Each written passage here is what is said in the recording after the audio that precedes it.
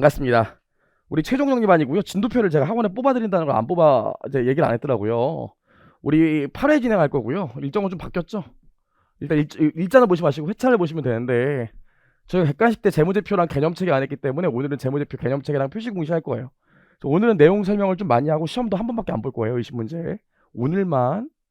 다음 회차부터는 이렇게 볼 거거든요. 이렇게. 다음 회차 때는 법인세회계 회계 변경 오류시장 현금으로 볼 건데 시험을 2번 볼 거예요. 한 번은 내용 일단 시험을 먼저 풀리고 그 문제로 내용 정리를 문제 풀면서 내용 정리를 하고 그 다음에 2회차 때는 그 매회 시험을 2번씩 볼 거예요. 이건 오늘만 빼고 2번씩 볼 건데 1회차 때는 하나도 빠지면 그 내용이 빠지는 거 하나도 없이 한 20문제 정도로 시험 보고 그걸로 제가 강평할 거예요. 내용 정리를 다시 한번 문제로 하고 그리고 20문제를 시험 또 볼 거예요. 똑같은 주제로 다른 거겠죠? 그렇게 볼 거니까 시험을 2번 볼 거다.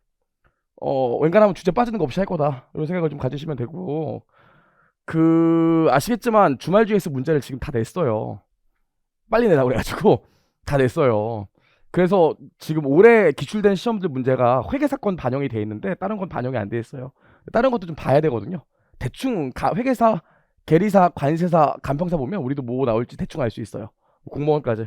그런 것들은 여기 넣어서 볼 거니까 안 빠지지 않고 좀 보시면 대충 뭐 나올지 알 수 있어요. 이렇게 진행할 거고 이거 지금 다음 시간에 이거 본다고 이거 공부하고 와야지 그래봤자 어차피 양이 많기 때문에 이미 다 하셨잖아요. 그냥 오서 시험 보고 강평으로 내용 정리 한번 하고 그리고 시험 한번 또 본다 이런 생각을 하시면 될 것 같아요. 점수 관리를 좀 했으면 좋겠는데 뭐 그럴 수가 없으니까 저번이랑 마찬가지로 지금 다음 시간에 제가 뽑아 드리라고 할게요. 마찬가지로 시험 보고 나면 채점하고 나서 제가 한번 쭉 돌아볼 거예요. 쭉 돌아보고 평균이 몇 점 정도 되는지는 얘기할 거예요. 대충 돌아보면 평균 몇 점 정도 되는지는 알 수 있으니까 그런 생각을 좀 해보시면 좋을 것 같고요. 이렇게 진행을 할 겁니다. 그래서 1회부터 7회까지는 진도별로 나가고 8회 때는 할 거예요.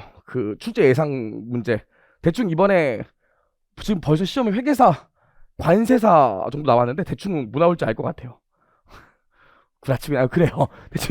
대충 뭐 나올 거 알 줄 알 것 같으니까 마지막 8회차 때는 그냥 예상 주제들 요런 거 나올 것 같다. 한 30개 찍을 거니까 준비하시면 될 것 같아요. 웬간하면 안 빠지시고 들으시면 도움이 되실 겁니다. 뭐 여기까지 OT를 진행했고요. 일단 놓으시면 지금 출제 기출문구를 쭉 모아놨는데 이거 아닌 것도 나올 수 있어요. 그래서 일단 내용 정리를 파트별로 좀 해보고 가볍게 좀 빠르게 해보고 저랑 같이 좀 볼게요. 정리를 그럼 하나씩 볼 건데 우리 개념체계부터 해볼 거거든요.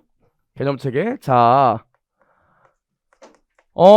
개념체계가 개정됐잖아요. 개정됐어요. 개념체계가 개정됐는데 개정된 게 어디가 개정됐습니까? 질적 특성이 아니라 재무제표 요소, 자산부채의 정의랑 측정 기준이 좀 바뀌었죠. 그래서 한 1, 2년 동안은 그런 게 많이 나왔었는데 올해 회계사 1차 시험도 그렇고 다른 시험도 그렇고 재무제표 요소랑 측정 기준 개정된 걸 많이 냈기 때문에 다시 그냥 개념체계 질적 특성 쪽이 좀 나오고 있더라고요. 우리는 한 번밖에 안 나왔으니까 좀 더 볼 건데 개념체계부터 첫 표시를 보시면 개념체계가 있고 우리 IFRS가 있어. 그냥 봅시다. 설명한 다음에 문구 볼 거니까 일단 봅시다. 나랑 좀 들어보시면 돼요. 개념체계가 있고 IFRS가 있는데 우리 IFRS는 재무제표 작성법이 어떻게 됩니까? IFRS는 재정 방법이 기납적 접근 방법이 있고 연역적 접근법이 있는데 기납적 접근 방법이에요, 연역적 접근법이에요? 기납적 접근법도 기억이 안 나죠. 기납적 접근법은 실물을 관찰해서 회계 기준을 작성하는 게 기납적 접근법이고 연역적 접근법은 가정이나 명제를 세워서 회계 기준을 도출하는 게 연역적 접근법이죠. 그럼 실제로 IFRS는 기납적 방법 씁니까? 연역적 접근법 씁니까? 연역적 접근법 쓰잖아. 그래서 가정이나 명제를 세우고 요걸 바탕으로 회계 기준을 도출하고 있어요. 개념 체계가 뭐라고요? 이 가정이나 명제예요. 개념 체계를 베이스로 IFRS를 만든다고요. 아시겠지만. 그래서 우리 IFRS는 연역적 접근법이다. 연역적 접근법이다. 이것도 좀 기억하시면 좋고요. 아무튼 개념 체계를 바탕으로 해서 IFRS를 만들게 되는데 당연히 아시겠지만 첫 번째로 여러분 개념 체계를 바탕으로 IFRS를 만들지만 요거 두 개가 서로 같은 개념입니까? 다른 개념입니까? 아주 쉽게 얘기하면 요거는 보고서를 잘 쓰는 법들이 나와 있고 다른 말로 잘 쓰는 보고서의 특징들이 나와 있고 이건 그냥 재무제표 작성법이라고요. 그러다 보니까 두 개가 같은 개념이 다른 개념이에요? 다른 개념이에요. 다른 개념이다 보니까 두 개가 상충될 때가 있어요. 개념 체계에서는 보고서가 이해 잘 되게 쓰여져야 된다고 얘기를 하고 있지만 IFRS에서 요구하는 사항들을 보면 내용이 어려워서 이해가 안 될 때도 있다고요. 이렇게 두 개가 상충될 때 어떤 걸 우선합니까? 당연히 개념 체계보다는 재무제표가 우선이죠. 그래서 우리 시험에 가장 많이 나온 것 중에 하나가 개념 체계와 IFRS가 상충되면 개념 체계보다 IFRS가 우선한다. 요거 기억하셔야 되고요. 그래서 여기 문구 보면 뭐라고 나와 있습니까? 재무보고를 위한 개념 체계는 외부 이용자를 위한 재무보고의 기초가 되는 개념으로 한국채택국제회계 기준이 아니다. 두 번째로 보고 개념 체계는 어떠한 내용도 회계 기준의 요구 사항을 우선할 수 없다. 여기까지 좀 기억을 하셔야 되고요. 두 번째로 이건 사실 좀 개정됐기 때문에 좀 중요도가 많이 떨어지긴 했는데 개념 체계도 가변성을 갖고 있기 때문에 개정이 돼요. 그럼 개념 체계를 바탕으로 IFRS를 만들기 때문에 개념 체계가 개정되고 나면 IFRS가 자동으로 개정된다. 이거 맞아요? 틀려요? 틀리죠. 그쵸? 개념 체계가 개정된다고 IFRS가 자동으로 개정되는 건 아닙니다. 여기까지 좀 기억을 하시면 좋을 것 같고, 나온 김에 우리 시험에 나올 수 있는 걸 또 정리를 해보면 첫 번째 꼭지가 끝났고요. 두 번째 꼭지를 보면 이 개념 체계가 있어요. 그 다음에 IFRS가 있습니다. IFRS가 뭐예요? 회계 기준이죠. 회계 기준이 뭡니까? 회계 기준이 뭡니까? 뭐 반가운 얼굴들이 많네요.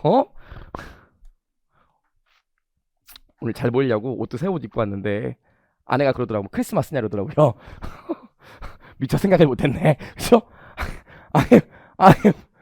많이 그렇게 느끼셨나 보죠? 그죠? IFRS. 그래요. 전혀 생각 못했네. IFRS 재무제표 작성법이잖아요. 그래서 IFRS는 재무제표에만 적용돼요. 아시죠? 그래서 오답 유형으로 IFRS는 기타 다른 재무보고에도 적용이 가능하다 그러면 틀린 얘기예요. IFRS 자체가 재무제표 작성 기준이기 때문에 재무제표에만 적용이 가능합니다. 그래서 오답 유형으로 뭐가 나오죠? 개념체계 보시면 오답 유형으로 개념체계는 모든 재무 보고서에 적용이 가능하다. 맞아요, 틀려요? 이 맞는 소리예요. 개념체계는 모든 재무 보고서에 적용이 가능하고 IFRS만 재무제표에만 적용이 가능해요. 그래서 우리 오답 유형으로 이렇게 나온 경우 있었어요. 개념체계의 질적성은 재무제표에만 적용이 가능하다. 틀린 얘기예요. 모든 재무 보고서에 적용이 가능합니다. 여기까지 해서 우리 개념체계의 정의랑 재무제표의 범위까지 봤고, 우리 개념체계의 구성이 어떻게 되어 있습니까? 개념체계 안에 구성을 보면 첫 번째로 일반 목적 재무보고가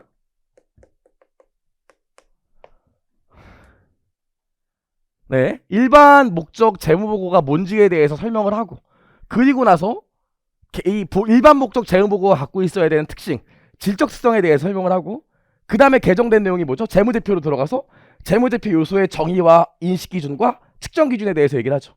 그럼 일단 일반 목적 재무보고에 대해서 봐야 되는데, 일반 목적 재무보고 첫 번째로 보면 일반 목적 재무보고의 주요 정보 이용자가 나와 있죠. 다 필기를 할 수는 없으니까 일반 목적 재무보고의 주요 정보 이용자는 누굽니까? 현재 및 잠재적 투자자, 대여자, 그 밖의 채권자가 있고 경영자, 감독당국, 일반 대중은 들어가지 않죠. 이건 다 아실 거예요. 뭐 이건 여러분 쓰시면 되니까. 그럼 주요 정보 이용자, 요건 당연한 얘기인데 주의사항을 보면 이런 것들이 있어요. 경영자요. 경영자. 일반 목적 재무보고는 누가 제공합니까? 정보 이용자한테. 누가 제공해? 경영자가 제공해요. 아이고.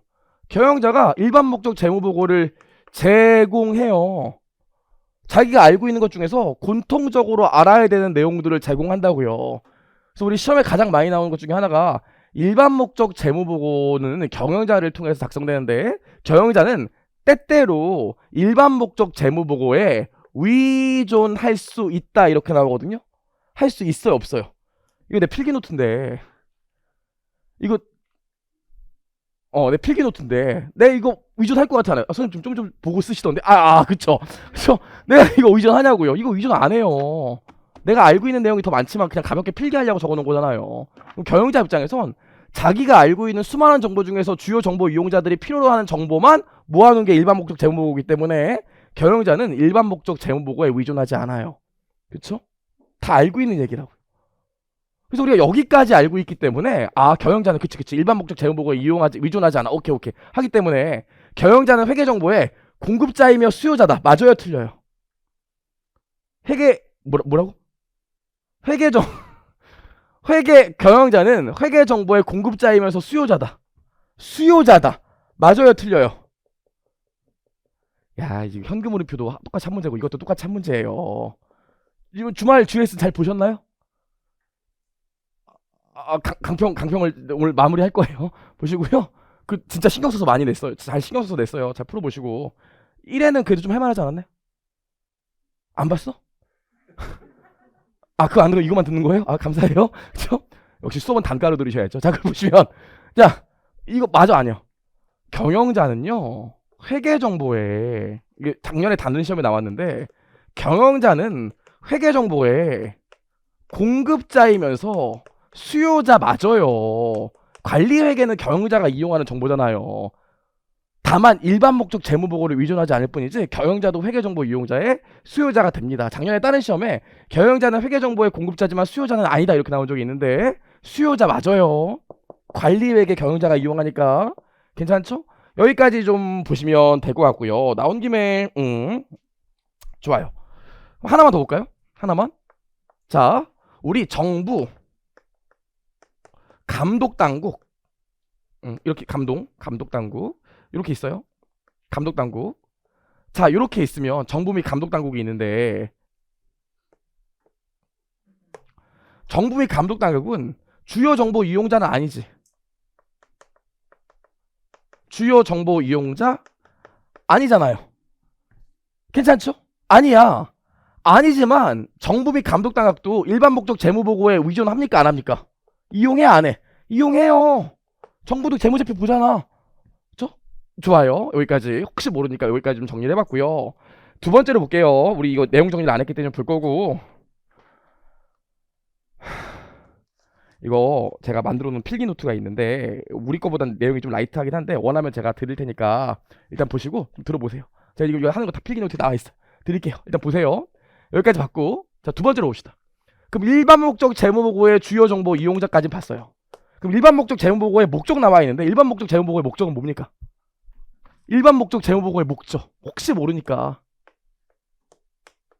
일반 목적 재무보고의 목적은 뭐예요? 개념체계는 보고서 잘 쓰는 법에 대해서 나열하고 있는데 첫 번째로 개념체계에서 얘기하고 있는 게 우리가 회계정보 이용자에게 제공하는 정보는 일반 목적 재무보고야. 그러면서 일반 목적 재무보고에 대해서 막 설명을 하고 있다고요. 이런 얘기도 쭉 나와. 그럼 일반 목적 재무보고의 목적은 뭐예요? 뭡니까? 의사결정에 유용한 정보를 제공하는 거지. 원래 개념체계가 개정되기 전까지는 의사결정에 도움이 되는 유용한 정보를 제공하는 게 목적이었어요. 근데 개념체계가 개정되면서 이거로 추가됐어. 뭐 있어? 경영자가 투자자나 채권자로부터 자금을 수탁받아갖고 내가 지금 이 자금을 잘 운용하고 있는지를 보여줘야 된다고 그랬지. 그래서 개념체계 개정되면서 경영자의 수탁 책임에 대한 평가도 일반 목적 재무보고의 목적에 추가됐어요. 좀 디테일한 얘기지만 혹시 모르니까 이것도 기억해야 돼. 뭐 이렇게까지 나오진 않겠지만은 일반 목적 재무보고의 목적은 정보 이용자의 의사결정에 도움이 되는 유용한 정보를 제공하는 것만을 목적으로 한다. 그러면 틀려요. 이제는 수탁 책임에 대한 평가도 들어가요. 경영자가 내 돈 받아서 회사를 잘 운영하고 있는지 그거에 대한 것도 나와야 됩니다. IFRS에는 이게 안 추가됐지만 개념체계는 여전히 이게 개정되면서 추가됐기 때문에 기억을 하시면 될 것 같고요. 세 번째 보시죠. 세 번째요. 일반 목적 재무보고에 한계가 있습니다. 한계. 자, 말문제 특강이고 나와이고 이걸로 다 정리하는 거예요. 그럼 일반 목적 재무보고의 한계. 일반 목적 재무보고의 가장 큰 한계점은 뭘까요? 일반 목적 재무보고의 가장 큰 한계점은 뭐긴 뭐야. 이거 보고 가지고는 기업의 가치를 알 수가 없어요. 다른 말로 가치 추정치를 제공하는 게 아니야. 일반 목적 재무 보고 본다고 이 기업 주가 얼마인지 안 나와요. 하지만 뭐 할 수 있지? 추정에 도움이 되는 정보를 제공하죠. 그래서 일반 목적 재무 보고는 이 기업의 가치를 추정하는 정보다. 그럼 틀려요. 가치 추정에 도움이 되는 정보를 제공하죠. 우리 재무제표 보고 이 기업의 주가가 어떻게 될지 보잖아요. 여기까지 봤고요. 두 번째로 일반 목적 재무 보고의 주요 정보 이용자들은 일반 목적 재무 보고를 가가지고 자기들이 알고 싶어하는 정보를 다 알 수 있어요, 없어요? 에? 학생이 나한테 그때 그 주잖아, 비타민 주잖아, 그쵸? 그거 받아갖고 저기 옆에 칼국수집 가서 칼국수 먹고 비타민 주스 따가지고 한 잔씩 딱 건배해서 마시고 그리고 호성형 간 거 아니야 지금? 그쵸? 아 내가 너무 미안해갖고 나도 아픈데 매일 안부를 물었어요. 호성이 형이랑 훈협이한테 괜찮냐고. 아 호성이 형은 괜찮은 것 같더라고요. 훈협이 아파 죽겠다고 막 너 때문이라고 막 난리를 치고 막 그냥 어저께는 또 오늘부터 일해야 된다고 너무 싫다고 막 난리를 치고 막 그랬어요. 돌아와서 보시면 실제로 일반 목적 재무 보고의 주요 정보 이용자라고 하더라도 자기가 필요한 정보를 다 알 수가 없어. 다 알 수가 없기 때문에 당연히 다른 원천에서 정보를 입수할 필요가 있지요. 당연한 소리겠지만 쭉 봅시다. 여기까지 봤고요. 여러분 오늘 집에 가서 뭐 해야 돼? 이거 필기한 거 필기한 거 쭉 보시고 이 내용을 교재 각자 갖고 계신 교재에서 요 문구가 어떻게 나와있는지 확인을 해보셔야겠지? 좀 이따 문구 보겠지만 좋아요. 여기까지 봤고요. 세 번째, 일반 목적 재무 보고는 모든 정보 이용자가 필요로 하는 정보를 필요로 하는 모든 정보를 제공할 수도 없고 제공할 필요도 없죠. 그쵸? 주가 이런 거 안 나온다고. 돈 언제 갚는지 언제 버는지 안 나와요. 할 필요도 없어요. 여기까지 기억하시면 되고. 아 이건 지겨운데 보시면 또 뭐 있습니까? 우리 일반 목적 재무 보고의 정보는 상당 부분 추정, 판단, 그리고 모형에 근거하죠. 이게 무슨 소리야? 상당 부분 추정, 판단, 모형에 근거한다는 게 100% 정확한 숫자는 아니라는 거잖아요. 하지만 추정, 판단, 모형에 근거한다고 회계 정보의 신뢰성이 하락하나? 그건 아니죠. 합리적으로 추정하는 거기 때문에 괜찮을까요? 여기까지 보시면 될 것 같고요. 자, 마지막으로 일반 목적 재무 보고는 여기까지 정리하면 될 것 같은데 세 번째로 일반 목적의 뜻이 뭡니까? 우리 회계에서 얘기하는 일반 목적의 뜻이 뭐였어요? 일반 목적의 뜻이 뭐예요? 자, 트리를 보면서 마음 편하게 해봐요. 자, 일반 목적 재무 보고의 일반 목적이 무슨 뜻이야? 일반 목적이 모두가 만족하는, 모두가 오케이하는, 범용해, 공용해라는 뜻이라죠. 일반 목적이라는 게 모두가 오케이하는 이라고요. 모두가 만족하는. 그럼 실제로 일반 목적이라는 게 모두가 만족하는 이기 때문에 특정 정보 이용자에게 유리한 회계 정보 포함하는 거 됩니까? 안 됩니까? 돼요. 가장 대표적으로 뭐가 있어요? 주당이익. 주당이익은 주주에게만 필요한 정보잖아요. 하지만 공시할 수 있어요. 괜찮죠? 여기까지. 그래서 일반 목적 재무 보고에 대해서 알아야 되는 건 여기까지고 여기까지 정리하시면 될 것 같습니다. 그래서 우리 일단 말문제 문구 보면 이번에 일반 목적 재무 보고서는 보고기업의 가치를 보여주기 위해 고안된 것은 아니다. 그러나 그것은 해당 주요 정보 이용자가 보고기업 가치를 추정하는 데 도움이 되는 정보를 제공한다. 그렇죠? 체크하시고 요 문구 정도 나왔으니까 나머지 뒤에 있는 내용들은 좀 이따 개념책에 보고 같이 또 정리를 하고요. 여기까지 해서 우리 지금 개념책의 정의, 그 다음에 적용, 일반 목적 재무 보고의 주요 정보 이용자 목적 1개 여기까지 봤고요. 여기 외에서 시험에 나오는 게 없어요. 보시면 될 것 같고 이번에 회계사 시험도 보면 뭐 무난했습니다. 제가 볼 때 재무회계는 뭐 이제 풀어보겠지만 무난했어요. 수익도 뭐 되게 쉬웠어요. 우리 같이 공부한 수준이면 쉬웠습니다. 걱정하지 마시고 보시면 되고, 주말 GS가 2회차, 3회차는 사이즈가 개 커요. 문제들이 좀. 그쵸? 그럼 어떻게 하실 거예요? 안 오려고요.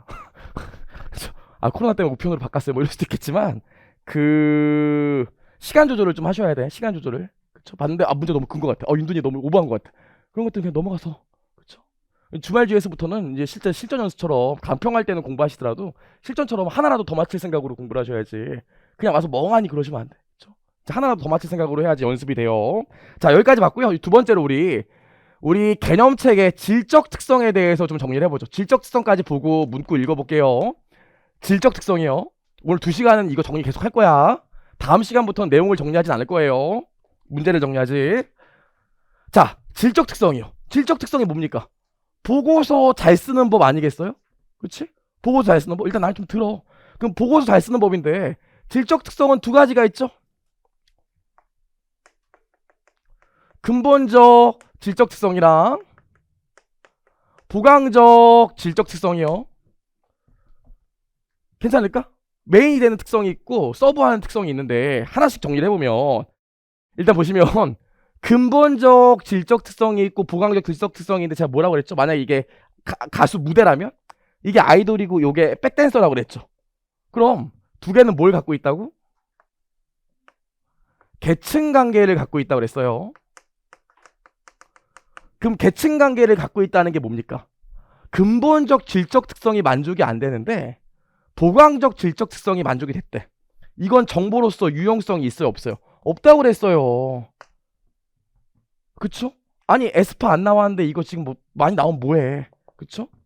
그래서 요거 두 개가 동시에 만족이 되거나 근본적 질적 특성이 만족이 돼야지 정보로서 유용성을 가지는 거지.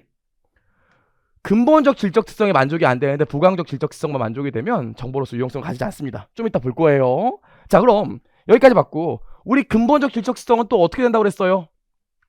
순서가 있다고 그랬죠? 그래서 근본적 질적 특성은 적용 절차에 있어서 효과적이고 효율적인 절차를 제시하고 있다고 했었죠? 좀 이따 보겠지만 목적 적합한지를 따지고 그 다음에 충실한 표현이 되는지를 따지잖아요. 괜찮죠? 순서가 있어. 하지만 얘는 순서가 있어요, 없어요? 보강적 질적 특성은 순서가 없다고요. 괜찮을까? 우리 그래도 공부를 한 번씩 하신 분이니까 여기까지 보시죠. 그럼 근본적 질적 특성 안을 보면 목적 적합성이 있고요.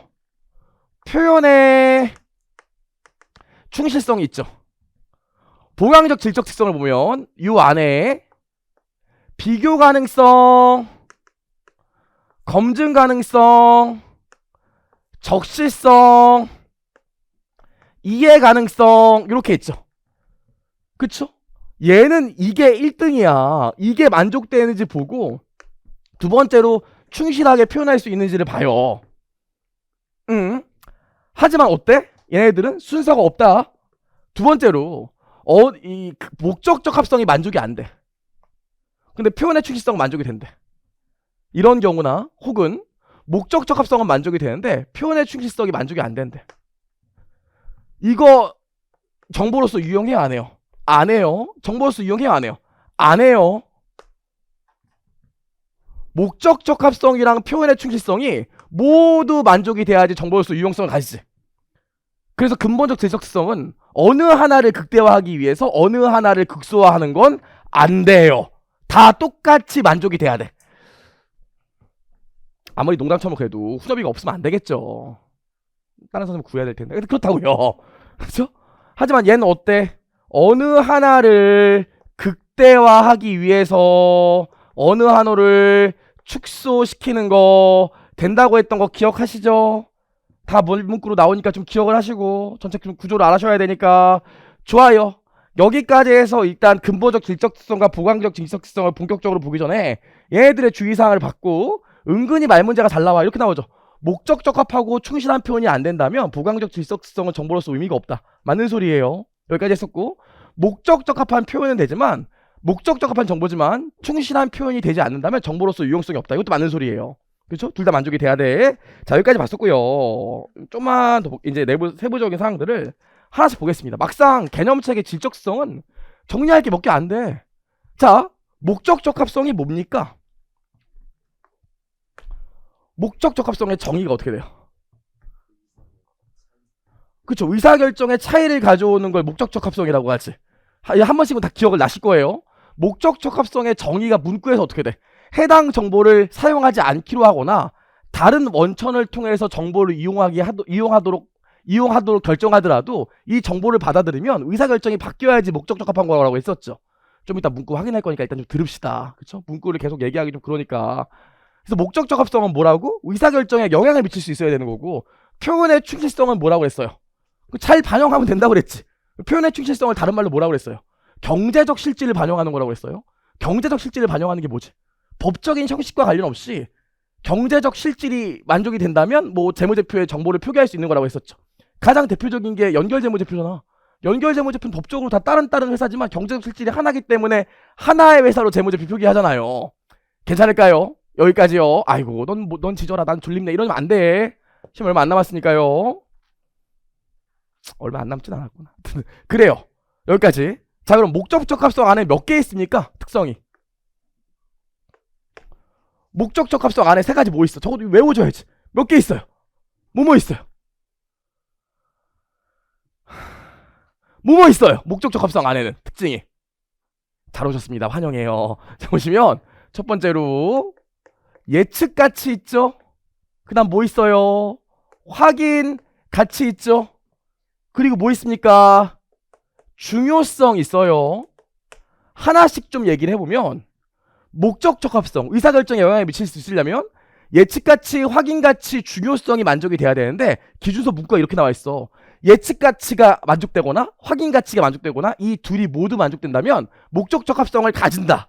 맞아요, 틀려요? 중요성이 빠졌잖아. 맞아요, 틀려요?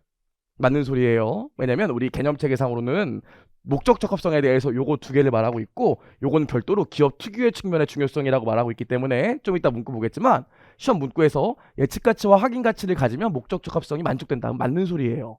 중요성이 없어도 맞는 소리라고 좀 기억을 하시면 좋을 것 같고요. 자, 예측가치는 제가 뭐라고 그랬습니까? 여러분 이제 주말 GS 보기 시작하면 점수도 뜨고 성적도 붙고 그럴 텐데 제가 갑자기 지나가다 여러분 성적 아유 누구누구까지 붙겠네 이런 얘기를 해. 그게 예측가치죠. 그렇죠? 그래서 예측가치 여러분 첫 번째로 아셔야 되는 게 예측가치라는 게 그 자체가 예측칠 필요는 없다고 했었죠. 그 자체가 예측칠 필요는 없고 뭐면 된다고 그랬어요. 예측에 도움이 되는 정보면 예측가치를 가진다고 했었지. 아니 X1년도랑 X2년도에 매출이 2배씩 늘었대. 그럼 그 다음 연도에 3배 늘겠지. 이게 예측가치예요? 뭐 다 아는 얘기고. 확인가치는 뭡니까? 확인가치는 매출이 100원, 그 다음 연도 200원, 그 다음 연도 300원 됐대. 그럼 사람이라면 그 다음 연도는 매출이 얼마겠어요? 그쵸, 400원이죠? 100원씩 올랐으니까. 그래서 매년 100원씩 오르나 보다 예측했는데 막상 그 다음 연도 갔더니 매출이 600원이래. 그럼 성장세가 더 올라간 거 아니겠어요? 그럼 확인하고 내 예측치를 수정하는 걸 뭐라고 그래? 이걸 확인가치라고 하죠. 그래서 확인가치는 기본적으로 내가 해당되는 정보를 정보 이용자가 예측한 걸 확인하고 수정할 수 있으면 확인가치를 가진다고 합니다. 근데 요거는 별로 시험에 안 나오고 일반적으로 당연히 그럼 예측을 해야 확인도 하고 수정할 거 아닙니까? 그래서 예측가치와 확인가치는 일반적으로 어때? 동시에 가지죠. 그쵸? 여기까지 보시면 될 것 같아요. 여기까지 정리를 좀 했고 지금 정리 필기하신 다음에 난 지금 뭔 소리 모르겠다 못 따라가겠다 하시면 오늘 찾아가서 찾아보셔야 돼. 보셨고 우리 잠깨게 잠깐 얘기해볼까? 내가 대충 느낀 건데 이번에 유형자산은 교환이 무조건 나올 거예요. 무조건 교환이 나올 거예요. 유형자산에서 교환 한 문제 나오고 재고자산 우리 재고자산 조정 여태까지 수익 개정되거나 3번도 안 나왔거든요. 올해 무조건 나올 거예요. 다른 데도 다 나왔어요. 2개나 벌써 찍어줬어요 지금. 잠 좀 깨져? 표정이 더 지금 미리 얘기해요. 안돼 저 벌써 다 풀 수 없어요. 그쵸? 그리고 올해는 원가 흐름의 가정으로 그 선입선출법이나 평균법으로 원가 계산한 다음에 평균 감모손실이나 평가손실 구하는 것도 분명히 나올 거예요. 막 질러보는 거죠. 이렇게 한 100개 지르면 맞지 않겠어요? 그쵸? 여기까지 좀 기억을 하시고 잠 좀 깨시고 자 봅시다. 여기까지 했어요. 그 다음에 나오는 게 중요성입니다. 중요성은 뭐라고 했어? 기업 특유의 측면의 중요성이기 때문에 실제로 중요성은 사전에 결정하거나 계량의 임계치로 결정하는 거 된다고 그랬어요? 안 된다고 그랬어요? 안 된다고 그랬지? 그쵸? 내가 감사를 나가는데 이 회사 중요성 금액이 1억이래. 그럼 1억 미만으로 오류가 나는 건 보지 말라는 거잖아요. 근데 이 중요성 금액을 가서 내가 결정하는 거지 미리 계량화된 프로그램에 넣어서 결정하는 게 아니라고요. 그래서 요거만 좀 기억하시면 돼요. 중요성 시험에 나오는 문구는. 좋아요. 여기까지 봤습니다. 좋아. 여기까지 봤고 표현의 충실성으로 하죠. 실제 시험에 나오는 문구가 3가지밖에 없어요. 많이 되지도 않아. 표현의 충실성 안에는 3가지가 있어. 뭐뭐 있습니까? 저 개인적으로 이거 외우는 거 진짜 싫어해요. 막 선생님, 다른 선생님 보면 이거 앞글자다라고 그러는데 장난치는 것도 아니고 예확중, 비검적이. 그쵸? 여기는 뭐예요? 완중어죠? 아 왜요? 완전 중립성, 무오류, 완중문가? 좀 외워주셔야 돼. 그럼 완전성은 뭐예요? 기본적으로 정보 이용자가 필요로 하는 정보는 다 들어가야 된다는 거죠. 나오지도 않아. 완전성 자체는 낼 게 없어. 들으시면 되고. 중립성 나와 있는데 중립성은 뭡니까? 네 말도 맞다 내 말도 맞다가 아니라고 그래. 어느 한쪽에 치우치면 안 된다고 그랬지. 편의가 없어야 된다는 게 중립성이잖아요. 그쵸? 그럼 어느 한쪽에 치우치지 않아야 되기 때문에 해당 정보는 네 말도 맞다 내 말도 맞다. 정보로서의 영향력이 없는 정보. 맞아 틀려? 아니죠. 중립성은 객관적으로 서술한다는 거지 실제로 이 정보 자체가 의미가 없다는 건 아니에요. 오답유형으로 중립성은 편의가 없기 때문에 정보로서의 의미가 떨어진다. 그럼 틀린 얘기입니다. 여기까지 기억을 좀 하시면 좋을 것 같고요. 원래 옛날에는 중립성 나오면 여기까지만 기억했으면 됐어. 여기까지만. 근데 이번에 개정되면서 중립성을 뭐가 뒷받침합니까? 신중성이 뒷받침하죠. 그쵸? 중립성을 뒷받침하는 개념으로 신중성이 추가됐잖아. 신중성이 뭐였습니까? 신중성이 뭐였죠? 신중성을 이해하려면 우리 보수주의를 알아야 됐죠. 보수주의가 뭡니까? 최대한 작게? 뭘? 수익을? 자본을 적게 보이자는 게 보수주의죠. 정확히 얘기하면 부채와 비용은 다 잡고 수익과 자산은 확실한 것만 잡자는 게 보수주의예요. 보수주의는 약간 비대칭적이라고. 적용되는 기준이 틀려. 부채랑 비용은 내가 식별할 수 있으면 잡고 자산과 수익은 확실한 것만 잡겠다는 거예요. 그래서 아무래도 그렇게 되면 순자산 자본이 적어지겠지. 그럼 신중성은 그거 반대 개념이기 때문에 너무 많이도 잡지 말고 너무 적게도 잡지 말라는 거라고요. 그래서 우리 교재를 보면 신중성은 자산과 수익의 과대 계상도 안 돼. 부채와 비용의 과소 계상도 안 돼. 하지만 자산과 수익의 과소 계상도 안 되고 부채와 비용의 과대 계상도 안 된다고 그랬다고요. 근데 딱 들어보면 알겠지만 이거 너무 길잖아. 시험을 낼 수가 없어요. 너무 길기 때문에. 그래서 정리하면 요 문구는 나올 수 있어요. 좀 이따 보겠지만 신중성은 비대칭성을 내포하고 있지 않아. 균형 있게 잡으라는 거지 어느 한쪽을 많이 잡거나 적게 잡으라는 게 아니기 때문에 비대칭성을 내포하고 있지 않아요. 근데 여러분 추가로 아셔야 될 게 그럼 특정 회계 기준 개념 체계를 바탕으로 회계 기준이 만들어졌다며. 그럼 개념 체계에 신중성이라는 게 있고 신중성에는 비대칭성을 내포하는 게 있기 때문에 특정 회계 기준에서도 비대칭적인 회계 처리가 나오면 안 되겠네. 어떻게 생각합니까? 어떻게 생각해요? 특정 회계 기준에서는 비대칭성을 내포하는 경우도 있어요. 이거 가장 대표적인 예가 뭡니까? 이 가장 대표적인 예가 뭐예요?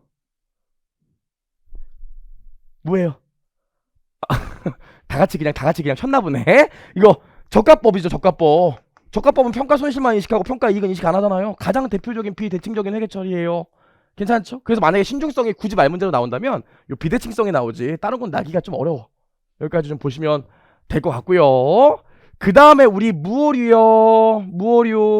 무오류는 뭐 얘기할 게 없습니다. 이 무오류라는 게 100% 정확한 숫자. 이거 아니죠? 100% 정확한 숫자를 의미하는 게 아니라 어떤 거예요? 적용 절차상의 오류가 없음을 얘기하는 거죠. 괜찮을까요? 100% 맞는 재무 정보를 제공한다는 게 아니라 요 재무 정보를 작성함에 있어서 절차상의 오류가 없다는 걸 얘기하는 게 무오류잖아요. 여기까지 좀 기억을 하시면 좋을 것 같고요. 진짜로 여러분 시험에 말문제 나올 수 있는 게 요 정도밖에 없어. 개념책에 몇 개 안 되잖아요. 물론 여기 비교 가능성이 여기 이쪽에 나와 있지만, 그래서 근본적 질적 특성까지 봤고요. 이제 이쪽 보시죠. 부강적 질적 특성 보겠습니다.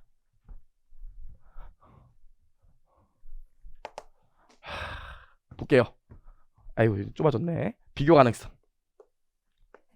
비교 가능성의 정의가 뭡니까? 이제 부강적 질적 특성으로 좀 가보죠. 졸립죠? 기운 내시고 커피라도 쏘고 싶은데 이제 안 돼요. 진짜 코로나 때문에 조심하셔야 돼. 그쵸? 내가 좀 목 간지럽고 그러면 좀 쉬셔야지. 목 간지럽고 그러면 혹시나 해서 내가 싫어하는 친구랑 밥 먹고 그러면 안 된다고요. 그쵸? 너 한번 주고 봐라 이렇게. 돌아와서요. 비교 가능성의 정의가 뭡니까 여러분? 비교 가능성의 정의가 뭐예요? 비슷한 건 비슷하게 보이고 다른 게 다르게 보이겠다는 게 비교 가능성이지. 그 비교 가능성에서 시험에 나올 수 있는 게 첫 번째로 뭐 있죠? 비교 가능성에서 시험에 나올 수 있는 첫 번째가 얘는 최소 두 항목 있어야지 비교가 가능하지. 그래서 우리 재무제표도 단기 거 전기 거 공시하는 거예요. 실무에선 단기, 전기, 전전기 공시하거든. 그쵸? 최소 두 항목 이상 있어야 돼. 두 번째로 비교하려고 그랬어. 비교하려고 그랬더니 전년도에는 선입선출법으로 재고예산을 처리했고 올해는 평균법으로 처리한대. 그럼 비교가 가능하겠어요? 안 하겠어요? 안 하겠지. 왜 안 해? 왜 안 해? 일관성이 떨어지니까. 그쵸? 일관성이 떨어지니까. 그래서 아셔야 되는 게 비교 가능성이라는 목표를 달성하기 위해서는 일관성이라는 수단이 필요하죠. 그래서 아셔야 되는 게 비교 가능성이 목표고 일관성이 수단이에요. 오답용은 어떻게 나와? 비교 가능성이 수단, 일관성이 목표 이렇게 나온다고요. 순서 바꿔서 꼭 기억하시고, 아까도 얘기했지만 비교 가능성은 비슷한 건 비슷하게 보이고 다른 건 다르게 보인다는 건데 뭐가 있어요? 통일성이 있거든요. 통일성? 통일성은 뭐야? 다 똑같이 해야 된다는 게 통일성이에요. 그래서 만약에 말문제에서 개념책에서 통일성 나오면 무조건 오답이야. 통일성은 개념책에서 언급하고 있지 않아요. 괜찮을까요? 자, 보시면 될 것 같고요. 여기까지 해서 우리 비교 가능성 봤고요. 좋아. 뭐 비교 가능성은 뭐 나오려면 이것도 나올 수 있어요. 동일한 회계 처리에 대해 동일한 경제적 현상에 대해서 여러 가지 대체적인 회계 처리를 갖고 있으면 비교 가능성 올라갑니까? 떨어집니까? 몰라? 올라가냐고 내려가냐고. 경제적 현상에 대해서 동일한 여러 가지 대체적인 회계 처리를 갖고 있으면 올라가겠어요? 내려가겠어요? 당연히 내려가겠지. 비교 가능성이 당연한 거 아니겠어요? 보시면 되고 기운 내요 여러분. 우리 진짜 고비야 고비. 지금 잘 버텨내셔야 돼. 제가 여러분도 아셨겠지만 제가 한 몇 달 동안 스트레스 너무 많이 받아가지고 밤에 맨날 위스키 한 잔씩 마시고 잤거든요. 근데 위스키만 마시면 되는데 위스키 마시면서 막 치킨도 먹고 고기도 먹고 막 이랬더니 진짜 폭주기관차처럼 요요가 진짜 거침없이 오더라고요. 근데 이번에 이게 코로나 걸리면서 한 1주, 2주일 동안 좀 조심하고 다이어트 주사도 맞고 시작해갖고 좀 다시 이제 추세가 다시 이제 빠지고 있거든요. 그래서 요즘에 좀 웬간하면 걸어가려고 많이 하고 있어요. 근데 어저께 제가 공무원에서 끝났기 때문에 저기 석천역에서 내려갖고 저희 집까지 걸어오는데 저희 동네 여러분들 무시하시겠지만 속리단길이라고 있어요. 거기 그쪽으로 가서 거기 좀 구경하고 그 석촌호수 한 바퀴 돌고 왔거든요. 와 근데 날씨가 너무 좋은 거야. 진짜 춥지도 않고 이제 봄이더만. 속리단길에 사람 너무 많은 거예요. 석촌호수에도 막 여기저기 커플들이더라고요. 그쵸? 이제 봄바람 휘날리고 그러면 마음이 싱숭생숭해질 수 있어요. 그쵸? 내 처지는 바뀐 게 하나도 없는데. 그쵸? 여러분 잘 공부하시고 좀만 참읍시다. 좀만. 그쵸?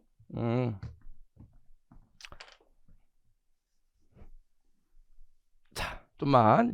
지금 우리 세무사 하시는 분은 여러분 많이 고생하셨겠지만 지금 몇 월이지? 3월이지.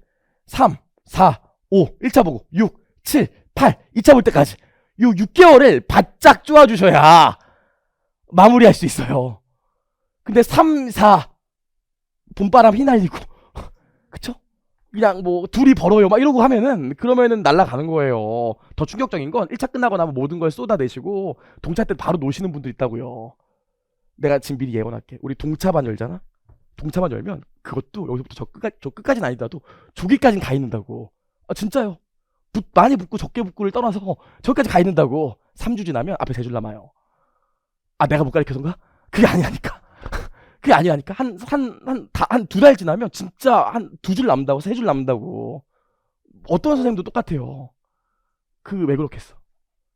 이 지쳐서 그렇거든요. 근데 여러분 진짜 지금도 많이 달려오셨겠지만 지금부터 8월까지만 열심히 하시면 금방 끝낼 수 있어요. 표정이 안 씨발 어떡하지 했는데 또 하나 지금이 중요해요. 좀만 기운을 냅시다 여러분. 우리 진짜 8월까지 6개월만 지금부터 참으면 내년에는 봄바람을 같이 맞을 수도 있겠죠. 그렇죠? 그러니까 좀 기운 내시고.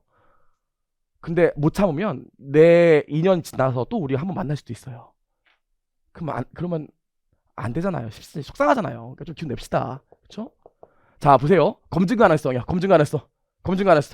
여러분 근데 혹시 얘기하는 거 있는데 3차를 하시거나 4차를 하시는 분들 그분들이 공부를 안 해서 그런 건 아니고 운때가 나쁜 분들도 많으니까 오래 공부했다고 막 오래 공부하거나 3차하고 4차 하시는 분들 뭐랄까 훌륭한 분들 진짜 많아요.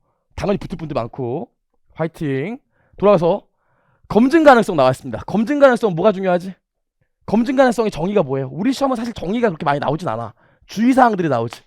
다른 시험은 정의를 많이 묻기도 하는데 다른 시험 같은 경우에 검증 가능성 정의를 많이 물어봐요.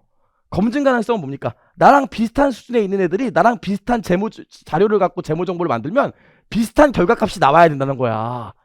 그게 검증 가능성이거든요. 근데 검증 가능성 같은 경우엔 내가 만들어도 이분이 만들어도 하나의 숫자로 결론이 일치돼야 된다는 거예요. 아니면 비슷한 범위로 나오면 된다는 거예요. 비슷한 범위로 나오면 되지 어떻게 똑같은 숫자로 나와. 그걸 뭐라 그래요?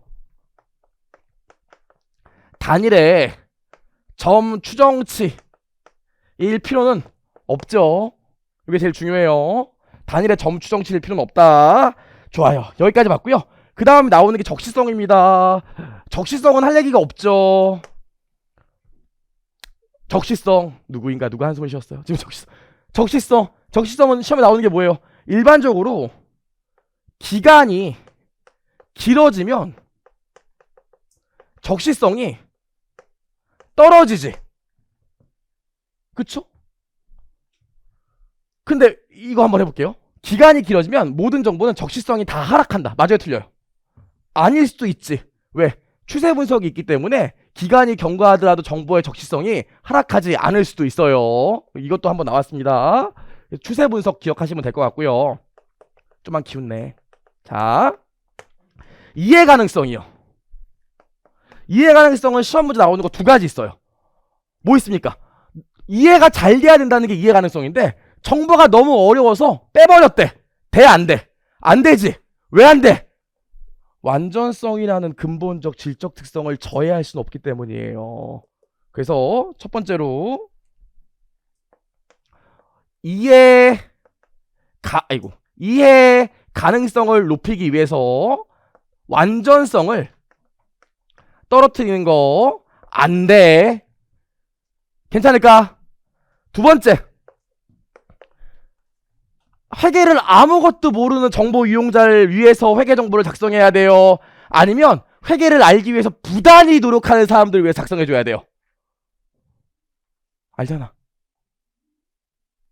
모르는 사람을 위해 작성해줘야 돼요. 부단히 노력하는 사람을 위해 작성해줘야 돼요. 그쵸? 노력하는 사람들을 위해서 작성해줘야겠죠. 회계 노베이스를 위해서 하는 게 아니라고요. 그쵸? 여기까지. 그래서 우리 개념책에서 말문제 나올 수 있는 문구들이 질적 특성에선 여기까지입니다. 여기다 하나 더 알아야 되지. 다 해서. 그래서 근본적 질적 특성이랑 부강적 질적 특성이 있는데 이 위를 감싸고 있는 게 있죠. 이 위를 감싸고 있는 거 있어요. 그게 뭐죠? 제가 진짜 다 맞출 수 있을 것 같아요. 이번 1차 시험은 다 맞출 수 있을 것 같아요. 그러니까 끝나고 두당 2,000씩 좀 2,000원 말고 2,000씩 좀 모아주세요. 그럼 됐다고 하겠죠? 그게 요 얘기잖아. 원가 효익의 제야. 재무 정보를 얻기 위해 들어가는 원가가 재무 정보를 얻었을 때 효익보다 클 수는 없죠. 괜찮죠? 여기까지. 다만 아직 나오진 않았지만 추가되면 이건 좀 나올 수 있을 것 같아. 이 원가와 효익의 관계는 절대적이에요, 상대적인 주관성을 띠고 있어요. 상대적인 주관성을 띠고 있죠. 그쵸? 저 PCR 검사 봤는데, 종합운동장에서 PCR 검사 봤는데 BTS 콘서트 한다고 또 사람들 사진 찍고 난리가 났더라고요. 내가 저게 뭐 하는 건가 싶었는데 우리 아내도 찍고 있더라고요. 주관성. 괜찮죠? 여기까지. 그래서 개념책의 질적 특성을 정리하면 요 정도 되고요. 저랑 문구까지만 보고 싶시다. 문구. 자, 3번부터 볼게요. 3번. 재무정보의 예측가치와 확인가치는 상호 연관되어 있어 예측가치를 갖는 정보는 확인가치도 갖는다. 맞아요. 나와있고. 네 번째, 다 맞는 소리예요. 재무정보가 예측가치를 갖기 위해서는 그 자체가 예측치, 예상치일 필요는 없다. 무슨 말인지 이해되시죠? 문구랑 같이 연결시켜보세요. 필기한 거랑. 다섯 번째 보면 중요성에 대한 획일적인 계량의 임계치를 정하거나 특정 상황에서 무엇이 중요한지를 결정하는 건 안 된다고 그랬잖아요. 가서 봐야지. 보시면 되고. 6번, 재무보고서의 화폐 금액을 직접 관측할 수 없어 추정해야 하는 경우에는 추정 불확실성이 발생한다. 합리적인 추정치의 사용은 재무정보 작성의 필수적인 부분이며 추정이 명확하고 정확하게 기술되는 설명을 한 정보의 유용성은 저해되지 않는다. 맞죠? 추정한다고 해서 정보의 유용성이나 신뢰성이 떨어지는 건 아니라고 그랬잖아요. 합리적으로 추정한다면. 7번, 보강적 질적 특성을 적용하는 것은 어떤 규정된 순서를 따르지 않는 반복적인 과정이다. 맞고, 아까 봤잖아. 반복. 네, 나와 있고요. 그 다음에 뭐라고? 때로는 하나의 보강적 질적 특성을 극대화하기 위해서 다른 하나가 감소될 수도 있다. 나왔던 거니까 맞고요. 8번, 동일한 항목에 대해 동일한 방법을 적용하는 것을 의미하는 일관성은 비교 가능성과 관련되어 있지만 동일하진 않다. 비교 가능성이란 목표를 달성해주는 수단이다. 오답 유형으로 어떻게 나온다고? 요거 두 개가 순서가 바꿔서 나온다고요. 기억하시면 될 것 같고. 9번, 개량화된 정보가 검증 가능하기 위해서는 단일의 점 추정치여야 할 필요는 없다. 기억나시죠? 모든 정보가 하나의 숫자로 일치될 필요는 없어요. 비슷한 범위값만 가지면 되는 거지. 10번, 일부 현상은 본래 복잡하여 이해하기 어려울 수 있다. 그렇다고 해서 현상에 대한 정보를 재무보고서에서 제외하면 보고서는 완전성이 결여되어 정보 이용자를 오도할 가능성이 있다. 이게 무슨 얘기입니까? 이게 요 얘기잖아요. 오케이. 자, 11번은 재무대표 요소 얘기니까 일단 넘어가고, 어디로 갈 거냐면 우리 18번이요. 18번.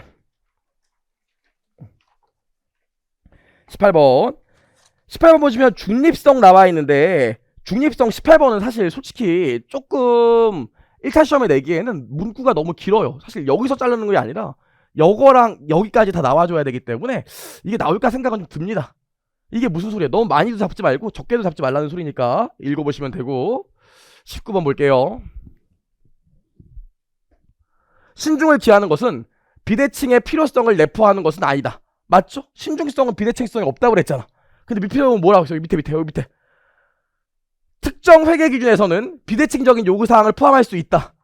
그쵸? 이거 꼭 기억해 주셔야 돼요. 여기까지 보시면 될 것 같고, 20번이요. 본질적인 주관성 때문에 재무정보의 특정 항목의 부고의 원가 및 효익에 대한 평가는 개인마다 달라진다. 당연한 소리지. 그 여기 원가나 효익의 평가는 모든 기업에 대하여 동일한 보고 요구사항을 정당화하는 것은 아니다. 이거 다 무슨 소리예요? 이게 주관적이라는 소리잖아요. 절대치가 나와 있다는 게 아니죠. 정해진 금액이 있다. 그럼 틀린 얘기가 되고요. 좋아요. 여기까지요. 여기까지가 개념책에 지금 나왔던 문구들이랑 내용들을 정리한 거고요. 원래 개념책에는 여기까지만 얘기하면 됐어. 할 얘기 없었어요. 근데 개념책이 개정되고 나서 모두 중요해? 여기까지 하고 나면 그 다음 순서가 뭐죠? 보고실체 재무제표에 대한 얘기를 하잖아요.